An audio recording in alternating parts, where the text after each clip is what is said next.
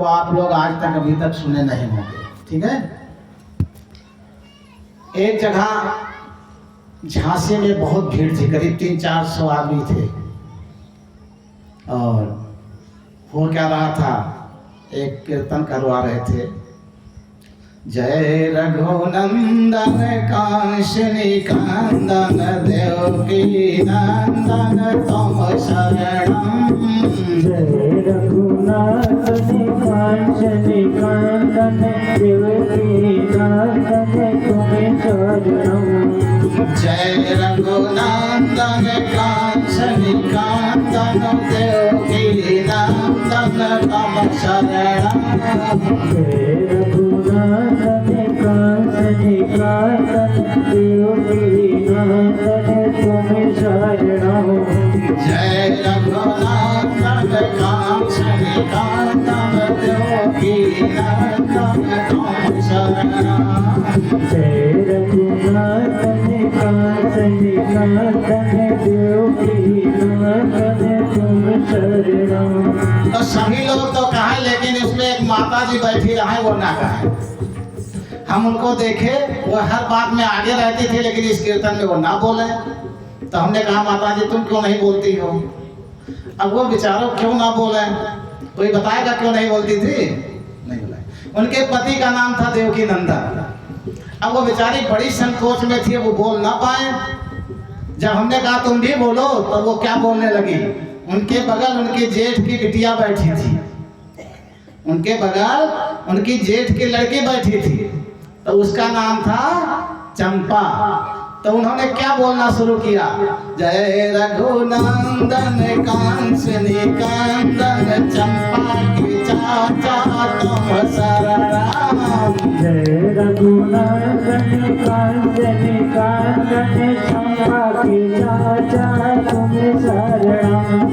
जय रघुनंदन कांचनि कांदन चंपा के चाचा तुम शरणम। जय रघुनाथनि कांचनि कांदन चंपा की चाचा तुम शरणम। जय रघुनंदन कांचनि कांदन चंपा के चाचा तुम शरणम। जय रघुनाथनि कांचनि कांदन चंपा की चाचा तुम शरणम। अब वो दोबारा जब हमने कहा तो वो बोलने लगी।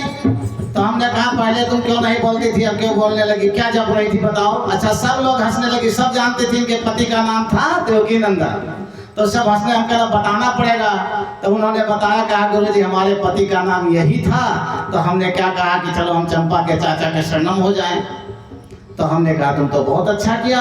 लेकिन यहाँ जब ये चंपा के चाचा जपने लगी, तो भगवान के रुक्मणी जी के पास बैठे थे, वो तेजी से हंसे, खूब तेजी से हंसे।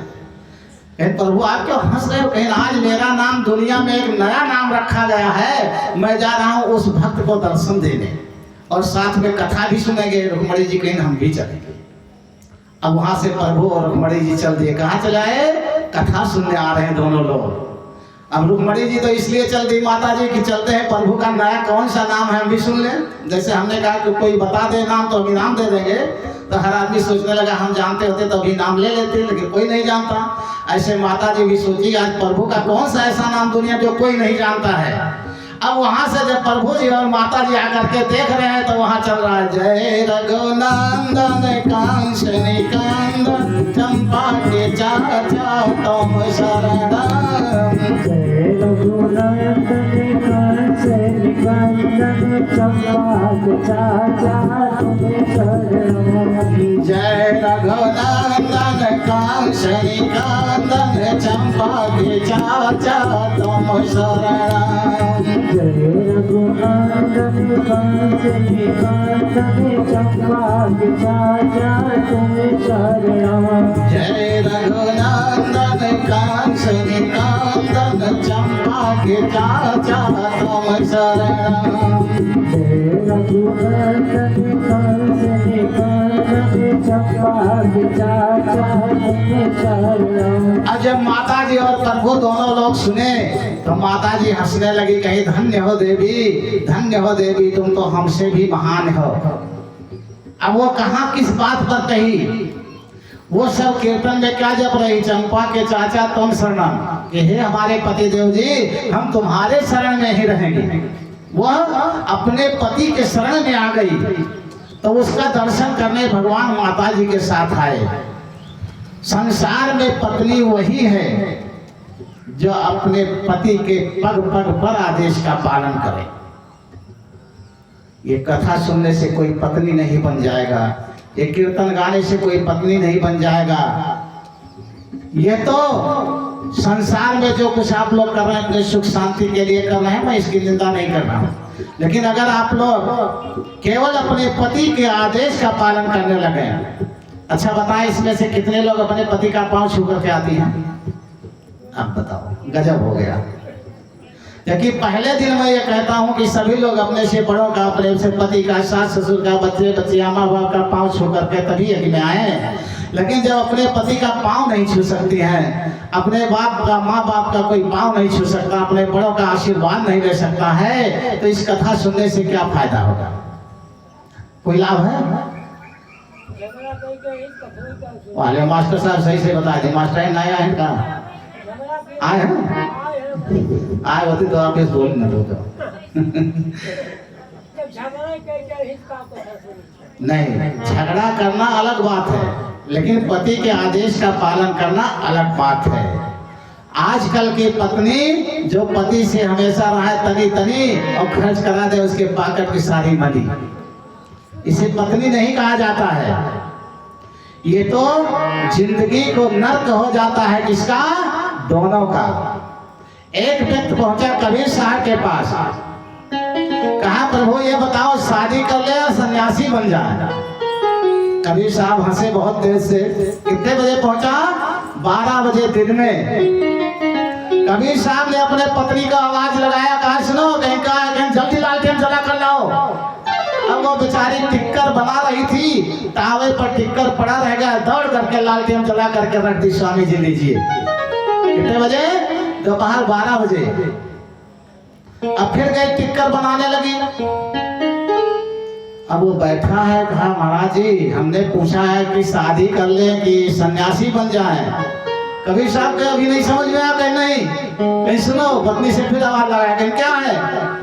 कहीं 2 गिलास दूध गर्म करके जल्दी ले आओ, मीठा डाल करके। उसकी पत्नी क्या किया? रोटी छोड़ दिया और दौड़ करके 2 गिलास दूध गर्म किया, रोटी जल गई और उसमें भूल से चीनी के जगह पर नमक 1 चम्मच डाल करके लाई रख दिया। कबीर साहब और एक जो आया था साथ में, दोनों दूध पीने लगे।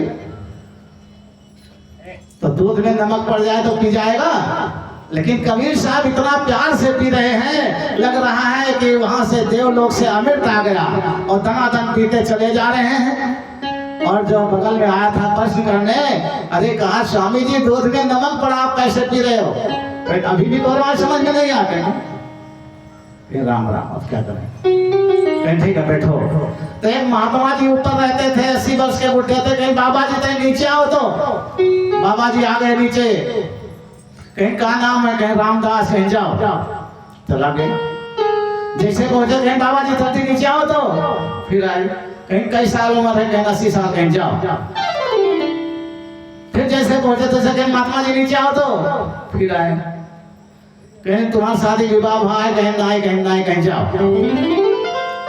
अब वो बैठे बैठे ये कह रहा है कि बाबा जी मैं पूछ रहा हूँ शादी करूं कि गृहस्थ बन जाऊं कि सन्यासी बन जाऊं, आप ये सब क्या नौटंकी? कहीं अभी नहीं समझ में आ गए। नहीं, कहीं अगर ऐसी पत्नी मिल जाए जो 12 बजे दिन में लालटेन जलाने को पति कह दे और तावे पर रोटी छोड़ करके पति के आदेश का पालन करे, माचिस से तुरंत लालटेन जला कर दे दे, तो तुरंत शादी कर लो। लेकिन अगर इस साथ साथ एक बात ध्यान रखना, कहीं क्या, कहीं अगर गलती से पत्नी दूध में नमक भी डाल दे तो प्यार से पी लिया करो, अमिट करो, तर्क ना करो, तब गृहस्थी चलाना। एक के लिए नहीं कहा कबीर साहब ने, कबीर साहब ने दोनों के लिए कहा अगर पत्नी तुम्हारी ऐसी है तो तुम भी ऐसे बन जाओ कि अगर वो गलती से दूध में नमक भी पड़ जाए तो उससे मत कहो नमक पड़ा है, प्यार से पी लो, हमें तो समझ करके, तो गृहस्थी पाल लो। कहीं महाराज ना ऐसा पत्नी मिली और ना हम ऐसा पति बन पाई, कहीं तो गृहस्थी ना करना। आप साधु कैसे बने? कहीं 80 वर्ष का बुढ़ा 3 बार हमने बुलाया लेकिन एक बार गुस्सा नहीं किया। जब भी बुलाया तो दौड़े चले आए, एक बार नाम पूछा, एक बार पता पूछा, एक बार उम्र पूछा, लेकिन बड़े खुशी से आ गए। अगर इस तरह सरल बनना हो तो साधु बन जाओ, कहीं महाराज हम तो ना गृहस्थ बन पाए ना संत बन पाए। तो आज संसार में जो पति पत्नी का संबंध है यही है, चाहे माताएं बहनें हैं, चाहे भैया लोग हैं, पीड़ा यही है। इस पीड़ा को दूर करने में सबसे बड़ी कमी दोनों की है। ना वो दूध में नमक स्वीकार करेंगे और ना वो एक आदेश पर लालटेन दोपहर में कहीं अंधा दिखाई नहीं पर दिन 15 लालटेन पे। आज अगर लोगों के नर्क है जिंदगी का तो यही, बाकी कुछ नहीं है। अगर नहीं मानते हो तो एक भजन के रूप में सब लोगों को छोटी सी भजन सुनाते हैं और अमल कर लो तो जन्म लेना तुम लोगों का सफल हो जाएगा। और सभी लोग उस हमारे